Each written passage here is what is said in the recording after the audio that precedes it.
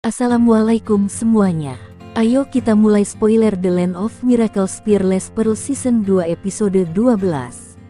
Ratu Hongbao dan Raja Monster Harimau sama-sama mengeluarkan jurus terkuat masing-masing dan membuat area sekitar hancur lebur. Fahua dan Lange yang menonton pertarungan itu mengira Ratu Hongbao yang akan menjadi pihak yang kalah. Mereka merasa keputusan untuk datang ke kota Hongyao adalah hal benar. Raja Monster Harimau mempunyai kekuatan untuk melawan Ratu Hongbao. Fahua dan Lange melanjutkan kultivasi di dalam Wushuangsu.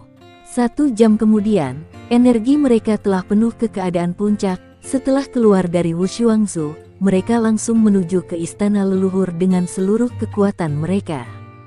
Ketika hari sudah malam, mereka memutuskan untuk istirahat di bukit kecil. Saat mereka beristirahat, ran emas di dahi mereka menyala dan 2 proyeksi cahaya keemasan mengembun menjadi bola di udara. Itu adalah Wushuangsu yang berwarna putih susu. Ini berbeda dengan versi Donghua yang berwarna kuning emas. Wushuangsu tiba-tiba pergi entah kemana. Fahua masa bodoh dan hanya membiarkan mutiara ilahi itu pergi. Lange yang tidak tahu harus bagaimana hanya bisa mengikuti Fahua. Tapi Wushuangsu tidak membiarkan mereka bersantai-santai. Tubuh Fahua dan Lange bergerak sendiri mengikuti arah kemana Wushuangsu pergi. Wushuangsu membawa mereka ke dalam hutan. Lange harus memakai elemen angin agar ia dan Fahua tidak terseret-seret di tanah, dan Fahua harus menggunakan perisai kebijaksanaan untuk melindungi mereka dari benturan dengan pohon-pohon. Jadi di sini Wushuangsu membawa Fahua dan Lange cuma asal ditarik guys. Entah itu terseret-seret di tanah atau nabrak pohon. Lange khawatir jika Wushuangsu membawa mereka menemui monster besar seperti sebelumnya. Laju Wushuangsu melambat dan berhenti, itu membuat Fahua dan Lange kehilangan kendali lalu menabrak pohon. Wushuangsu terbelah menjadi 2 dan masuk ke dahi mereka. Seketika koneksi mereka berdua terhubung kembali. Setelah Fahua menepuk-nepuk tubuhnya untuk membersihkan debu yang menempel, dia segera melepaskan buku kode, membuka halaman ke-7, dan melepaskan mengupas kepompong. Ketika halaman ke-7 dibuka, Fahua kaget bukan kepalang. Benang sutra yang seharusnya berwarna emas, kini semuanya berubah menjadi merah darah. Fahua langsung berteriak panik mengajak Lan Ge pergi dan meluncurkan teleportasi tanpa ragu-ragu. Namun sayangnya transmisi tidak berfungsi. Ini sama kayak pas kabur dari klan semut penelan. Lagi-lagi Wushuangsu berulah. Sakarpe dewe. Fahua dan Lan Ge menjadi panik, mereka langsung berdiri saling membelakangi dan konek energi disalurkan lewat kontak punggung mereka. Untungnya fungsi ini tidak hilang. Untuk waktu yang lama mereka tidak bergerak tapi tidak ada tanda-tanda bahaya datang. Setelahnya mereka memutuskan untuk melihat-lihat. Mereka sampai di tempat kosong, di sana terdapat lubang yang dalam. Yang paling mengejutkan mereka adalah, di sana terdapat seseorang. Yang berada di lubang itu, orang itu adalah Ratu Hongbao yang sedang terkapar terluka. Lan Ge bingung harus bagaimana, sementara Fahua memutuskan untuk melihat keadaan Ratu Hongbao. Fahua bertindak begitu bukan tanpa pertimbangan. Wushuangsu membawa mereka ke sini dan tidak membiarkan mereka berteleportasi. Tidak diragukan lagi itu membiarkan mereka menemukan Ratu Hongbao, tapi tidak ada petunjuk apa yang harus mereka lakukan. Mereka perlahan mendekat sambil mengacungkan senjata untuk berjaga-jaga jikalau Ratu Hongbao secara mendadak menyerang mereka. Ujung pedang kebijaksanaan mendekati sisi Ratu Hongbao, tetapi Ratu Hongbao yang meringkuk di sana tampaknya tidak bereaksi sama sekali. Dengan tindakan yang begitu sederhana dan gerakan lambat ini, Fahua dan Lan Ge sudah berkeringat di kepala mereka. Jangan tanya mengapa, itu karena Ratu Hongbao terlalu kuat untuk mereka. Pedang kebijaksanaan perlahan menyentuh rambut merah gelap itu. Fahua menarik napas dalam-dalam dan perlahan mengambil rambut panjang itu. Rambut panjangnya lembut dan halus dengan kilau merah anggur. Saat berikutnya ketika rambut panjang itu perlahan diangkat, mata Fahua tiba-tiba menjadi lurus. Itu karena dia melihat kulit putih. Itu jelas paha putih salju dari Ratu Hongbao. Pedang kebijaksanaan langsung ditarik kembali. Kemudian, berbalik dan menyerahkan pedang kebijaksanaan yang telah dia padatkan dengan energi spiritualnya kepada Lan Ge. Dan menyuruh Lange yang melakukannya. Sontak saja Lan Ge langsung menolaknya. Fa-Hua berkata untuk menggunakan prinsip kebebasannya. Akhirnya di antara mereka tidak ada yang mengalah. Di sini kayaknya mereka mau memeriksa Ratu Hongbao. Tapi karena baju Ratu Hongbao terkoyak-koyak pas pertarungan dan kelihatan bagian tubuhnya, mereka gak bisa. Bahkan Lan Ge pun gak berani. Kalau Fa-Hua mah tidak usah dipertanyakan alasannya. Terlalu alim dia. Mereka berdua berbalik dan hendak pergi ketika tiba-tiba, energi aneh datang dengan kilatan cahaya, kemudian mereka kembali ke Ratu Hongbao lagi. Falan sangat kesal. Karena mereka tidak bisa melarikan diri, maka mereka melepas jubah luar mereka pada saat yang bersamaan dan meletakkannya di atas Ratu Hongbao. Dilihat dari suara yang mereka buat di sini sebelumnya, dan fakta bahwa tindakan pedang kebijaksanaan mengacak rambutnya, Ratu Hongbao tidak menanggapi. Semestinya untuk saat ini, orang ini benar-benar bukan ancaman. Kalau tidak, dengan temperamennya yang keras tidak pandang bulu, dikhawatirkan dia akan melakukannya sejak lama. Dua jubah menutupi tubuh ramping Ratu Hongbao, membuat Fa-Hua dan Lan Ge menyeka keringat dari dahi mereka pada saat yang bersamaan. Mereka bernafas lega karena aurat Ratu Hongbao sudah tertutup rapat. Kemudian mereka memutuskan untuk membalik tubuh Ratu Hongbao. Fa-Hua menyuruh untuk berhati-hati agar kulitnya tidak terlihat. Akibatnya, proses membalikkan tubuh itu menjadi agak lambat. Keduanya dengan hati-hati membalik sambil menggerakkan kedua jubah itu, memastikan bahwa mereka tidak melihat apapun yang seharusnya tidak mereka lihat. Pada akhirnya, butuh waktu lama bagi mereka untuk menyelesaikannya dengan sempurna. Ratu Hongbao telah dibalik. Baru kemudian mereka melihat bahwa matanya tertutup rapat dan alisnya berkerut. Wajah cantik pucat dan seakan tidak dialiri darah. Pertama kali mereka melihat orang ini menerobos tingkat ke-12 di bawah penjagaan ribuan semut penelan, jelas menunjukkan betapa kuatnya dia.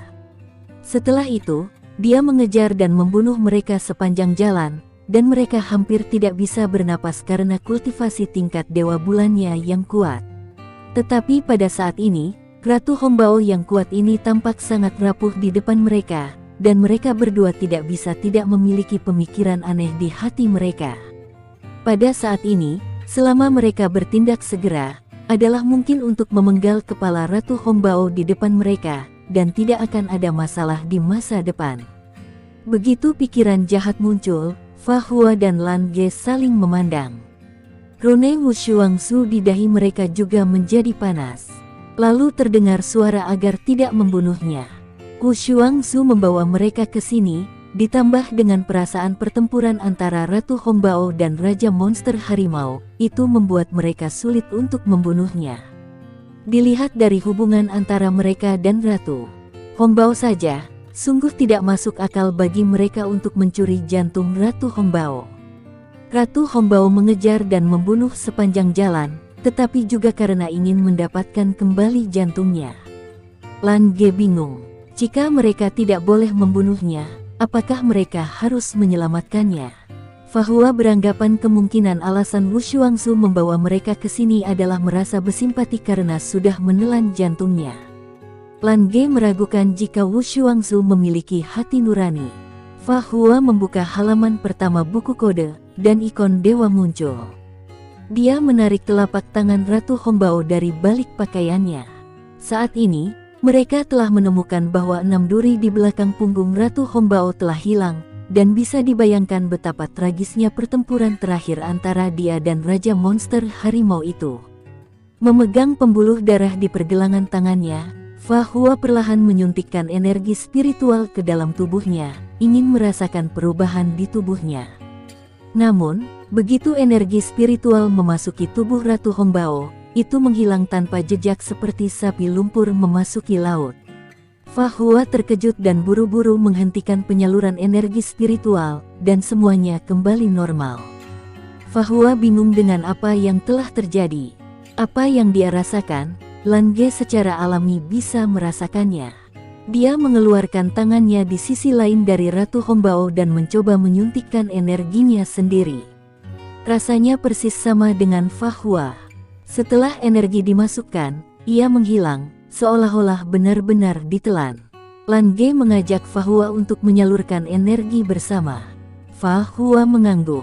Fa Hua mengangkat tangan kirinya, Lan Ge mengangkat tangan kanannya. Telapak tangan saling bersentuhan, menyalurkan siklus energi Wushuangzu. Pada saat yang sama, mereka masing-masing memegang pergelangan tangan Ratu Hongbao dan mencoba untuk perlahan-lahan menyuntikkan energi mereka sendiri ke dalamnya. Perasaan aneh muncul pada saat ini. Duk-duk-duk, detak jantung yang tak dapat dijelaskan terdengar dalam kesadaran Fa Hua dan Lan Ge.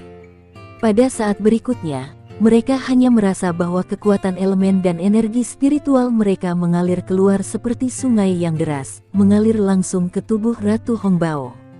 Tubuh Ratu Hongbao sedikit gemetar, dan pada saat itu kulitnya tampak kembali berkilau. Akan tetapi, ini membuat Fa Hua dan Lan Ge menderita, karena keduanya menemukan bahwa mereka tidak bisa berhenti kali ini. Tubuh Ratu Hongbao seperti jurang tak berdasar, menyerap dan melahap energi yang mereka pancarkan dari pergelangan tangannya.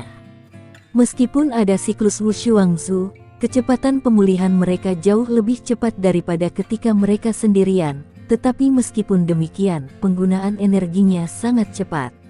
Setelah beberapa saat, mereka merasa seperti akan dilubangi. Lan Ge mengeluh, energinya seperti akan terkuras habis. Fa Hua berkata untuk bersiaga. Ini bukan saatnya untuk mengeluh, pikirkan cara untuk melewatinya terlebih dahulu. Keduanya mengumpulkan pikiran mereka pada saat yang sama, membuat energi satu sama lain menyatu lebih dekat dan pulih dengan kecepatan lebih cepat. Napas satu sama lain juga meningkat pesat untuk melawan hisapan besar. Pada saat ini, dahi kedua orang itu memproyeksikan cahaya, dan Wushuangzu mengembun lagi. Ketika muncul, itu tergantung di udara tepat di atas Ratu Hongbao, yang merupakan pusat Fa Hua dan Lan Ge. Benda itu tertuju kepada jantung Ratu Hongbao. Duk-duk-duk-duk, detak jantung menjadi semakin jelas, dan setiap kali detak jantung muncul, tubuh Ratu Hongbao sedikit bergetar. Fa Hua dan Lan Ge sama-sama bingung apa yang sedang dilakukan oleh Wushuangzu. Jelas, tampaknya tidak sesederhana itu bagi Wushuangzu untuk membawa mereka ke sini. Mungkinkah itu ingin melahap seluruh tubuh Ratu Hongbao? Pada saat ini, seberkas cahaya diproyeksikan dari Wushuangzu. Itu adalah cahaya merah muda redup yang hanya menyinari posisi jantung Ratu Hongbao. Tubuh Ratu Hongbao tampak bergetar hebat, sehingga energi yang diserap dari Fa Hua dan Lan Ge melambat, memberi mereka waktu untuk bernapas lega. Namun di saat berikutnya, kekuatan hisap tiba-tiba meningkat. Di bawah kekuatan hisap yang sangat besar, Fa Hua dan Lan Ge hanya merasa tubuh mereka bergetar hebat. Ini seperti energi mereka akan ditelan habis. Ini adalah tanda-tanda akan berakhir. Wushuangzu akhirnya menunjukkan bahwa dia masih dapat diandalkan. Tepat ketika Fa Hua dan Lan Ge merasa bahwa mereka akan tersedot hingga habis, energi lembut datang dari Wushuangzu dan disuntikkan ke mereka berdua. Membiarkan kondisi fisik mereka kembali stabil. Tubuh Ratu Hongbao tidak lagi tampak gemetar, dan seluruh tubuhnya ditutupi dengan kemilau merah muda. Mereka bertiga secara bertahap tampaknya membentuk siklus. Fa Hua dan Lan Ge memasuki keadaan meditasi tanpa sadar, sementara Wushuangzu terus memasukkan lingkaran merah muda ke jantung Ratu Hongbao. Mereka tidak tahu perubahan apa yang terjadi. Tidak tahu berapa lama, ketika Fa Hua dan Lan Ge sadar kembali, tidak ada yang berubah, tetapi hisapan dari Ratu Hongbao menghilang. Hampir secara tidak sadar, mereka melepaskan pada saat yang bersamaan. Pada saat mereka melepaskan, mereka berdua terkejut karena sepertinya ada sesuatu yang lebih di tubuh mereka, dan sesuatu sepertinya juga hilang. Tidak perlu berkomunikasi, mereka berdua merasakan perubahan satu sama lain untuk pertama kalinya. Di bawah perasaan hati-hati, tampaknya tidak ada perubahan khusus. Basis kultivasi mereka masih tingkat ke-8, dan tidak ada keajaiban. Tapi perasaan penambahan dan kehilangan sesuatu itu nyata, sangat aneh. Aku punya spekulasi, kemungkinan rasa kehilangan itu jantung Ratu Hongbao udah dibalikin. Nah, sedangkan rasa penambahan itu antara energi dari Ratu Hongbao atau mereka dapat sebagian energi dari jantung Ratu Hongbao. Oke, kembali ke laptop. Ratu Hongbao jelas bernapas lancar, dadanya sedikit naik turun, dan kulitnya telah pulih. Sehelai rambut panjang menjuntai di sampingnya, sedikit berserakan. Tapi itu jelas jauh lebih baik daripada ketika mereka pertama kali bertemu. Lan Ge merasa mereka menyakiti diri mereka sendiri dengan menolong musuh terbesar mereka. Meskipun semua ini direncanakan oleh Wu Shuangzu, jika mereka tidak memiliki niat baik dan merasa sedikit berhutang budi kepada Ratu Hongbao, mereka tidak akan mencoba untuk menyelamatkannya, dan tentu saja tidak akan ada perubahan selanjutnya. Fahua berkata bahwa penyelamatan mereka bisa dianggap sebagai penebusan karena sudah mencuri jantungnya. Jadi di masa depan mereka tidak usah lagi merasa tak enak hati. Lan Ge membenarkan perkataan Fahua. Jika Ratu Hongbao mengejar mereka lagi, mereka tidak akan terganggu jika mereka membunuhnya. Fahua segera mengajak Lan Ge untuk pergi. Tidak perlu menunggu sampai Ratu Hongbao terbangun. Mereka sedikit melirik ke arah Ratu Hongbao lalu pergi dengan kecepatan kilat. 2 jam kemudian, bulu mata panjang Ratu Hongbao bergetar, dan tubuhnya sedikit bergerak. Setelah beberapa lama, matanya yang besar akhirnya perlahan terbuka. Suara serangga dan burung terdengar di sekitar, dan rasa sakit di tubuh tampaknya telah hilang. Dia tanpa sadar mengangkat tangannya dan menekannya ke dadanya, dan dia sedikit terkejut. Melihat ke bawah, dia melihat jubah panjang menutupi dirinya. Dia tiba-tiba terduduk, mengambil napas dalam-dalam, dan tiba-tiba lingkaran cahaya merah muncul di permukaan tubuhnya. Meridian di tubuhnya masih sakit, menunjukkan bahwa lukanya belum sepenuhnya pulih. Namun, cedera serius yang dilukai oleh Raja Monster Harimau saat dia bertarung sebelumnya telah menghilang. Kedua pakaian di tubuhnya menutupi tubuhnya dengan erat, bahkan kakinya tertutup. Armor aslinya telah lama rusak, dan dapat dikatakan bahwa dia telanjang. Tapi 2 jubah yang menutupi tubuhnya ini memberinya rasa aman yang aneh. Hidungnya mengendus, dan napas yang familiar keluar dari kedua pakaian ini. Tiba-tiba, mata Ratu Hongbao tiba-tiba melebar, dan dia tanpa sadar mengangkat tangannya dan menekannya di dada kirinya. Detak jantung sedikit terdengar melalui indera perabanya, dan ketika dia menatap lebih dalam, dia tiba-tiba menemukan bahwa jantung yang agak rapuh berdetak perlahan.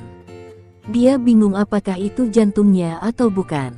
Setelah berpikir sesaat, dia tahu itu bukan jantungnya yang dicuri oleh Falan.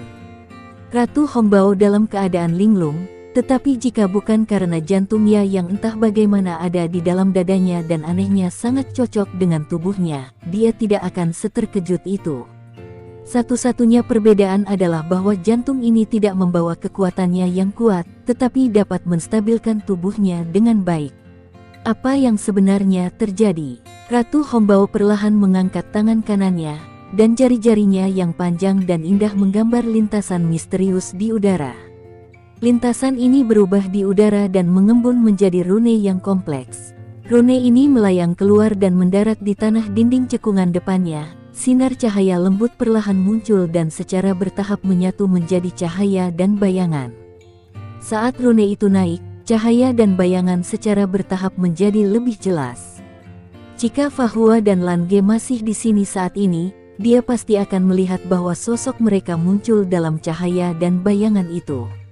Ratu Hongbao melambaikan tangannya, cahaya dan bayangan berubah dengan cepat, seolah-olah waktu berputar kembali ke tempat ketika Fahua dan Lan Ge pertama kali datang ke sini. Ketika Ratu Hongbao melihat mereka sekilas, matanya langsung menjadi dingin, dan niat membunuh yang kuat meledak tanpa bisa disembunyikan.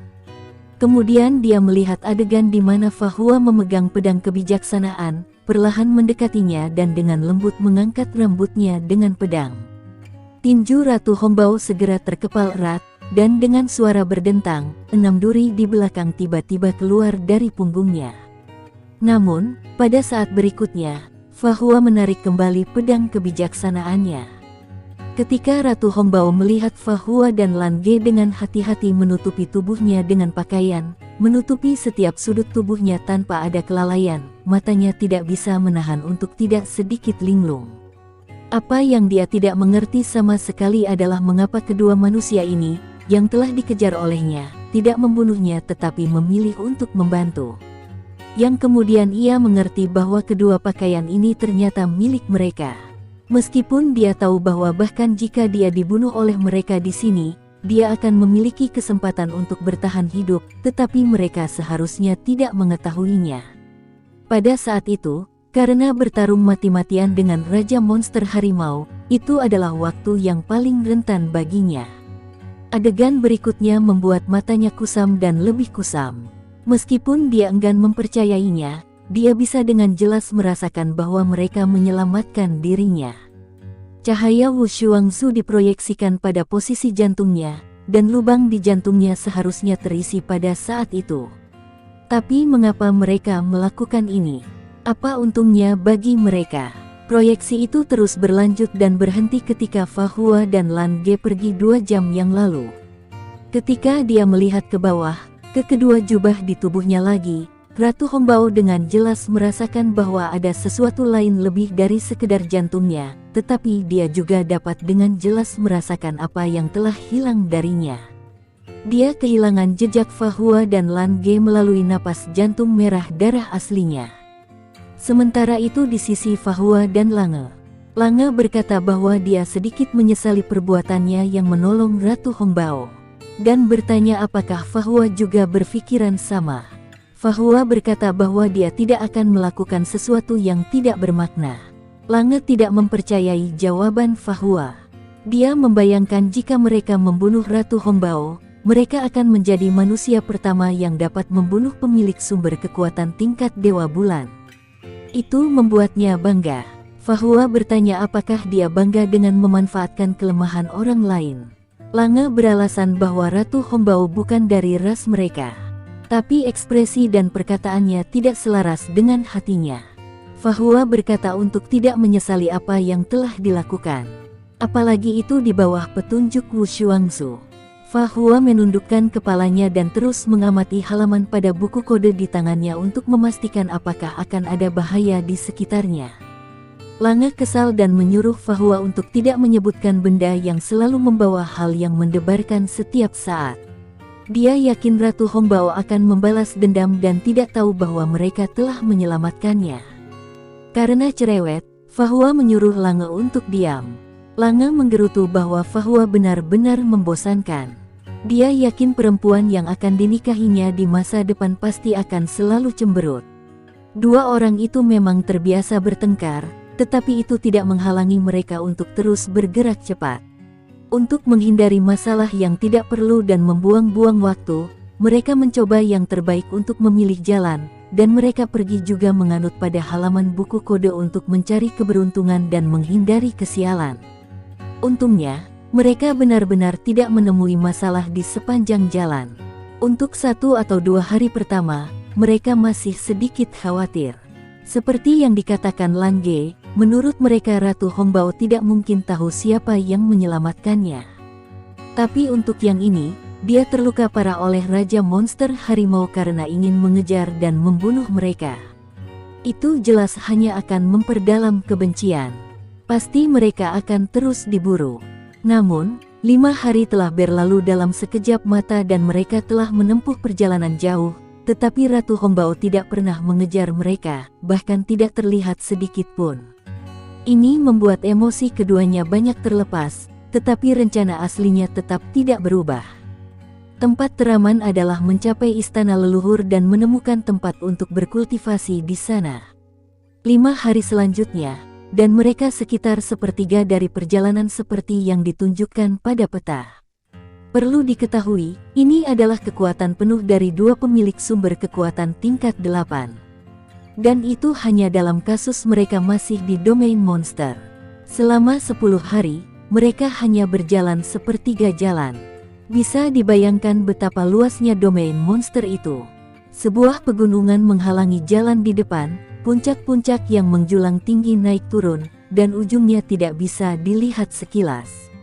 Fahua berkata bahwa ini seharusnya pegunungan Tian Shan. Dia membuka peta dan menunjuk ke daerah pegunungan yang ditampilkan di peta. Lange agak ragu untuk melewati gunung tersebut karena sangat tinggi. Fahua berkata bahwa gunung ini adalah rute terdekat. Jika mereka mengambil jalan memutar, mereka harus berjalan setidaknya 2000 km lebih. Sementara, hanya butuh lebih dari 300 km untuk melintasi gunung. Setelah mendengar penjelasan Fahua, Lange menyetujuinya. Saat kedua orang itu akan melanjutkan perjalanan, tiba-tiba, sebuah suara bel nyaring berbunyi menarik perhatian mereka berdua. Pada saat ini, mereka berada di jalan yang jaraknya lebih dari 10 km dari pegunungan, dan mereka bersiap untuk melewatinya. Akan tetapi, mereka dengan cepat bersembunyi di hutan di pinggir, dan dalam waktu singkat sekelompok monster muncul di depan mata mereka. Yang mengejutkan mereka adalah ternyata itu adalah sebuah pasukan prajurit, di mana 10 orang berbaris dan berjalan maju dengan tombak di tangan. Bunyi bel tadi adalah bel yang tergantung di tombak dari barisan pertama prajurit. Penampilan para prajurit monster ini sangat khas. Masing-masing tingginya sekitar 2 meter dengan tubuh kekar dan wajah agak panjang. Ada sepasang tanduk spiral panjang di atas kepala mereka. Banyak prajurit juga memiliki janggut di rahang bawah mereka. Mereka mengenakan armor ringan yang seragam, yang ditampilkan dalam warna abu-abu besi yang aneh. Sulit untuk mengetahui armor itu terbuat dari logam apa. Saat berjalan, armor itu tidak mengeluarkan suara apapun, hanya suara lonceng yang nyaring.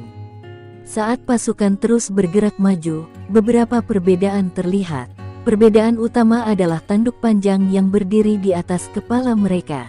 Mereka yang berjalan di depan memiliki tanduk abu-abu besi, dan yang lebih mengesankan adalah yang berada di belakang, itu berwarna perak cerah.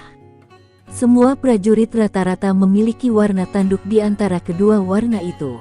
Ketika pasukan datang ke tempat terdekat dengan mereka, Fahua dan Lan Ge menemukan bahwa di pasukan ini, ada sepasang tanduk panjang emas yang mencolok, dan itu juga satu-satunya sepasang tanduk panjang emas di tim ini. Alasan mengapa mereka tidak menyadarinya sejak awal adalah karena pemilik tanduk ganda emas ini agak pendek di antara para prajurit lain dan hampir tenggelam di antara kerumunan, jadi itu tidak terlalu mencolok. Tapi di sampingnya, ada ruang terbuka, membuat Fahua dan Lan Ge bisa melihatnya dengan jelas ketika dia lewat. Dia adalah prajurit wanita. Dia dikatakan pendek, tetapi tingginya mirip dengan Fahua dan Lan Ge. Dia ramping dan memiliki armor abu-abu.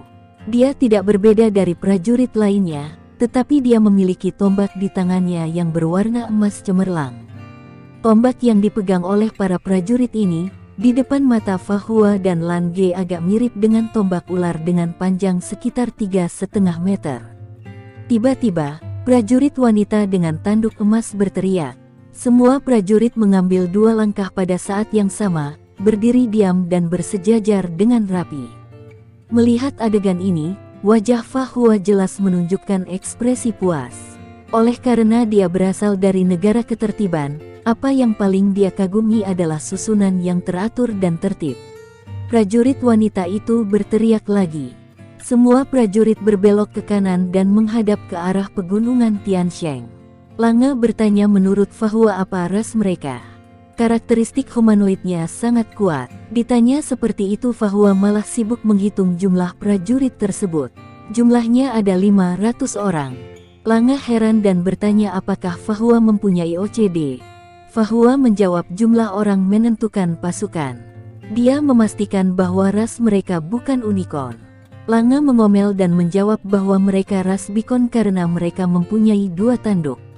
Mendengar tebakan Lange, Fahua mengkhawatirkan IQ Lange. Setelah itu mereka saling melempar ejekan dan berakhir ketika Fahua mengalihkan pandangan mereka ke arah 500 prajurit yang berbalik dan berjalan lurus ke arah Gunung Tian Shan. Fahua menyarankan untuk mengikuti 500 prajurit itu. Mereka adalah prajurit yang kuat. Jika para prajurit itu membuka jalan, mereka akan jauh lebih aman. Dia pergi lebih dulu lalu diikuti Lange yang sempat linglung. Pada saat ini, kecepatan 500 prajurit monster telah menjadi lebih cepat dan lebih cepat, tetapi yang mengejutkan Fa Hua dan Lan Ge adalah bahwa meskipun kecepatan mereka cepat, formasi mereka selalu sangat rapi, menunjukkan urutan yang sangat bagus. Fa Hua dan Lan Ge terhambat jauh di belakang sekitar 1000 meter. Dengan kontrol elemen angin Lan Ge, mereka menyembunyikan napas dan mempertahankan kecepatan mereka pada saat yang sama. Karena letaknya tidak jauh dari pegunungan Tiansheng, setelah beberapa saat, Fa Hua dan Lan Ge melihat 500 prajurit monster tiba di kaki gunung. Di adegan berikutnya, mereka berdua tercengang.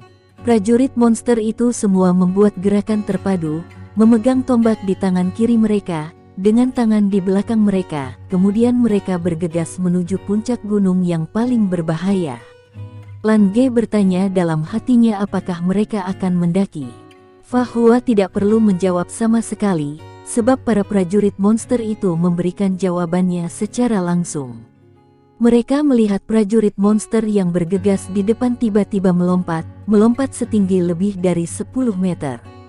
Kemudian di dinding gunung, seolah-olah mereka telah selesai melompat, mereka memanjat dengan cepat hanya dengan kaki dan satu tangan mereka. Kecepatannya sangat cepat sehingga sangat menakjubkan untuk ditonton. Hampir hanya dalam beberapa napas, para prajurit di depan telah naik lebih dari 10 meter. Pada saat ini, cahaya keemasan redup, dan prajurit wanita bertanduk emas yang berada di tengah prajurit juga mulai memanjat. Ketika dia meluncur, mereka bisa melihat perbedaan kekuatan. Mereka hanya melihat aliran emas cepat di dinding gunung. Hanya dalam waktu singkat, dia telah bergegas ke depan, dan prajurit bertanduk perak mengikuti dari belakang dan segera membentuk formasi muatan seperti panah tajam di dinding gunung. Fa Hua berseru penuh kekaguman dalam hatinya. Entah itu kekuatan pribadi, kemampuan koordinasi, atau ketertiban, semuanya luar biasa. Pada pandangan pertama, itu seperti telah dilatih untuk waktu yang lama dengan kekuatan yang luar biasa. Lange tiba-tiba berkata dan menebak dari klan mana mereka berasal. Fa Hua menatapnya. Lange menebak mereka dari klan kambing. Fa Hua menantang untuk berkata dengan suara lebih keras kepada para prajurit itu. Lange bingung, apa yang salah dengan tebakannya? Fa Hua mempertanyakan tentang pendidikan Lange di domain biru. Seketika Lange menjadi kesal. Dari kecil dia nakal dan berbakat, tetapi tidak ada yang berani mengkritiknya. Fa Hua berkata bahwa belajar giat adalah pondasinya. Dia mengucapkan selamat kepada Lange karena ternyata kebodohannya bukan bawaan dari lahir. Fa Hua berkata bahwa monster selalu berpikir bahwa kata kambing adalah penghinaan bagi mereka. Mereka memiliki gelar mereka sendiri. Mereka disebut Capricorn. Oke, memang sebutannya terlihat jadi lebih keren. Ekspresi Lan Ge menjadi sedikit aneh. Tampaknya tidak peduli seberapa bagus bakatnya, tampaknya tidak benar untuk tidak bersekolah dengan baik. Keduanya berbicara, tetapi mereka tidak melambat dan tetap hati-hati. Menyembunyikan sosoknya, mereka mengikuti jauh di belakang. Mendaki gunung tentu bukan masalah bagi mereka. Pasukan Capricorn ini memang sangat cocok untuk hidup di pegunungan. Mereka sangat cepat, dan mereka selalu mempertahankan formasi yang tepat dalam proses berbaris untuk menghadapi berbagai perubahan. Dengan mereka yang memimpin, Fa Hua dan Lan Ge secara alami dengan senang hati mengikuti di belakang. Samar-samar mereka bisa melihat bahwa pasukan Capricorn di depan masih menghadapi beberapa monster dan sejenisnya di jalan, tetapi mereka dengan cepat dihentikan oleh mereka. Perbedaan terbesar antara monster humanoid dan monster binatang buas adalah kecerdasan. Memiliki kemampuan berpikir mandiri, tidak kalah dengan kebijaksanaan manusia, itu adalah monster humanoid. Dan mereka yang hanya memiliki kecerdasan tingkat rendah dan hanya bisa bertindak berdasarkan insting adalah monster binatang buas. Berdasarkan hasil riset di Baidu, Yao Gue itu mengacu pada monster kultivator, mirip manusia yang menyerap energi spiritual. Sedangkan Yao Shou itu mengacu pada monster binatang buas yang lahir dari hewan atau tanaman. Itu tidak berarti bahwa monster binatang buas tidak selalu kuat. Sebaliknya, beberapa monster tidak mengembangkan kebijaksanaan mereka selama evolusi zaman, tetapi tubuh mereka telah berevolusi dan meningkat pesat. Jauh melampaui bakat kuat monster biasa, dan kekuatannya juga sangat menakjubkan. Dan begitu evolusi ini telah mengangkat mereka ke tingkat dewa, bukan tidak mungkin bagi mereka untuk memiliki evolusi kebijaksanaan kedua, dan dengan demikian dikenali oleh para monster humanoid. Oleh karena itu, klan monster sering menangkap beberapa monster yang kultivasinya telah mencapai tingkat ke-8 atau ke-9. Para monster tidak memiliki masalah ini. Monster binatang buas semuanya lahir dari tanaman, batu, dan berbagai benda mati. Secara umum, setelah monster binatang buas memiliki kebijaksanaan, kultivasi mereka sangat kuat. Akan tetapi dari jumlah keseluruhan, jumlah monster binatang buas jauh lebih kecil daripada jumlah monster humanoid. Hanya saja, dari sudut pandang kekuatan tempur individu masih lebih tinggi monster humanoid. Meskipun keberadaan monster binatang buas tidak ada di dunia roh, mereka adalah yang paling baik dalam menemukan semua jenis harta langit dan bumi. Melalui harta langit dan bumi yang dipelihara oleh roh ini, basis kultivasi mereka secara alami dapat ditingkatkan dengan cepat. Oleh karena itu, monster humanoid dan roh sering berkomunikasi satu sama lain. Monster humanoid menggunakan beberapa budak monster binatang buas untuk ditukarkan dengan beberapa harta langit dan bumi. Dilihat dari jumlah total, klan monster humanoid hampir 5 kali lipat populasi klan roh, tetapi kekuatan keseluruhannya hampir sama. Yang berarti Kekaisaran Tianyu dan Kekaisaran Richen hampir sama kuatnya dan Istana Leluhur adalah otoritas tertinggi yang mengendalikan keduanya. Setelah mendaki 4 puncak, Fa Hua dan Lan Ge mengamati para prajurit Capricorn dari tempat yang lebih tinggi. Pada saat ini, mereka mengubah gaya perjalanan mereka, mengurangi kecepatan seluruh gerak maju, perlahan menyebar, dan membentuk pola cincin. Setelah mencapai puncak gunung, mereka perlahan bergerak maju. Fa Hua dan Lan Ge dengan hati-hati naik dari samping, bersembunyi di samping batu besar tidak jauh dari mereka, berusaha menutupi sosok mereka. Melihat mereka dengan seksama, mereka menemukan bahwa di sisi lain gunung, sebenarnya ada lembah cekungan kecil, dan di cekungan itu ada genangan air jernih. Permukaan air yang biru terlihat seperti berdiameter sekitar 1 km. Itu tidak terlalu besar, tetapi sangat jernih dan penuh energi kehidupan. Begitu mereka memasuki sisi lembah, mereka dapat langsung merasakan bahwa energi kehidupan menjadi jauh lebih kaya. Meskipun tidak dapat dibandingkan dengan laut hijau kehidupan, cukup mengejutkan untuk melihat keberadaan seperti itu di tempat seperti ini. Lange berkata bahwa tempat ini adalah tempat yang indah dan cocok untuk berkultivasi. Seperti yang dikatakan Fa Hua, Lan Ge jelas merupakan orang yang pandai menyesuaikan diri. Tidak lama setelah dia diomeli, Lan Ge sudah melupakan apa yang dia katakan sebelumnya. Fa Hua menebak bahwa ada sesuatu di danau ini.